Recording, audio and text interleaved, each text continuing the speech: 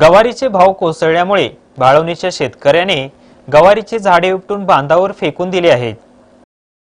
पंढरपूर तालुक्यातील भाळवणी येथील एका शेतकऱ्याने कर्ज काढून अर्धा एकर गवारीची लागवड केली। मेहनत आणि खतांची मात्रा व्यवस्थित दिल्याने गवारीचे उत्पन्न भरमसाठ आले, परंतु कधी सुलतानी तर कधी आसमानी संकटाच्या भोवऱ्यात सापडलेली शेती आणि शेतकरी गवारी लावल्यामुळे नफ्याऐवजी तो तोट्यात आला। कर्जमाफीच्या जाचकाठी आणि बेभरोशाचा मान्सून हे दुखणं सोसून 4 पैसे हाती येतील या आशेपोटी भाळवणीच्या बळीराजाने प्रचंड गवार लागवड केली। उत्पादन वाढलं, मात्र खर्च मजुरी वजा जाता हातात धुपाटणं आल्याने वैतागून त्या शेतकऱ्याने सर्व गवार झाडे उपटून बांधावर फेकून दिली।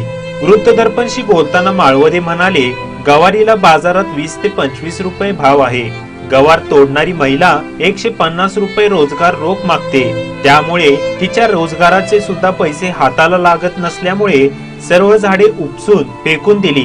सरकारची कर्जमाफी शेतकऱ्यांसाठी दिलासादायक नसल्यामुळे आणि लागवड खर्च ही निघत नसल्यामुळे शेतकऱ्यांचा वाली या जगात कोणीच नाही असा प्रश्न त्यांनी विचारला आहे।